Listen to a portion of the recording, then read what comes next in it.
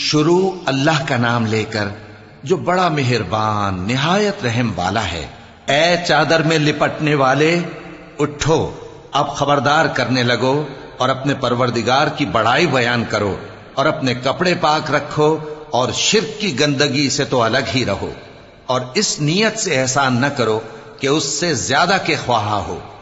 اور اپنے پروردگار کی خاطر صبر کرتے رہو۔ پھر جب سور پھونکا جائے گا تو وہ دن مشکل کا دن ہوگا، یعنی کافروں پر آسان نہ ہوگا۔ مجھے اس شخص سے سمجھ لینے دو جس کو میں نے اکیلا پیدا کیا اور میں نے اس کو بہت سا مال دیا اور ہر وقت حاضر رہنے والے بیٹے دیے اور اس کو ہر طرح کے سامان میں وسعت دی، پھر بھی لالچ رکھتا ہے کہ میں اسے اور زیادہ دوں۔ ایسا ہرگز نہیں ہوگا، یہ ہماری آیتوں کا بڑا مخالف رہا ہے۔ میں اسے ایک بڑی چڑھائی چڑھاؤں گا۔ اس نے غور و فکر کیا اور ایک بات ٹھہرا لی، یہ مارا جائے، اس نے کیسی تجویز کی، پھر یہ مارا جائے، اس نے یہ کیسی تجویز کی، پھر اس نے نگاہ کی، پھر تیوری چڑھائی اور منہ بگاڑا،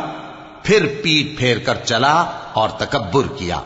پھر کہنے لگا یہ تو جادو ہے جو پہلے لوگوں سے برابر ہوتا آیا ہے، پھر بولا یہ اللہ کا کلام نہیں بلکہ بشر کا کلام ہے، میں ان قریب اس کو سقر میں داخل کروں گا، اور تم کیا سمجھے کہ سقر کیا ہے؟ وہ ایسی آگ ہے کہ نہ باقی رکھے گی اور نہ چھوڑے گی، اور بدن کو جھلس کر سیاہ کر دے گی۔ اس پر 19 داروغہ ہیں، اور ہم نے دوزخ کے داروغہ فرشتے ہی بنائے ہیں، اور ان کا شمار کافروں کی آزمائش کے لیے مقرر کیا ہے،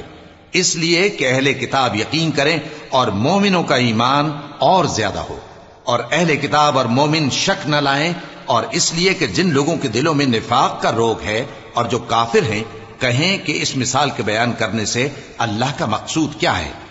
اسی طرح اللہ جس کو چاہتا ہے گمراہ رہنے دیتا ہے اور جس کو چاہتا ہے ہدایت دیتا ہے، اور تمہارے پروردگار کے لشکروں کو اس کے سوا کوئی نہیں جانتا، اور یہ قرآن تو بنی آدم کے لیے نصیحت ہے۔ ہاں ہاں، قسم ہے چاند کی اور رات کی جب رخصت ہونے لگے، اور صبح کی جب روشن ہو جائے، کہ وہ آگ ایک بہت بڑی آفت ہے، انسان کے لیے ڈر کی چیز، یعنی اس شخص کے لیے جو تم میں سے آگے بڑھنا چاہے یا پیچھے رہنا چاہے۔ ہر شخص اپنے کرتوتوں کے باعث گرفتار ہوگا، مگر داہنی طرف والے نیک لوگ جنتوں میں ہوں گے اور پوچھتے ہوں گے، یعنی آگ میں جلنے والے گناہگاروں سے، کہ تم دوزخ میں کیوں پڑے؟ وہ جواب دیں گے کہ ہم نمازیوں میں شامل نہ ہوئے، اور نہ ہم فقیروں کو کھانا کھلاتے تھے، اور ہم بحث کرنے والوں کے ساتھ مل کر بحث کرتے تھے، اور روز جزا کو جھٹلاتے تھے، یہاں تک کہ ہمیں موت آ گئی۔ تو سفارش کرنے والوں کی سفارش ان کے حق میں کچھ فائدہ نہ دے گی۔ ان کو کیا ہوا ہے کہ نصیحت سے روگرداں ہو رہے ہیں، گویا گدھے ہیں کہ بدک جاتے ہیں جو شیر سے ڈر کر بھاگ جاتے ہیں۔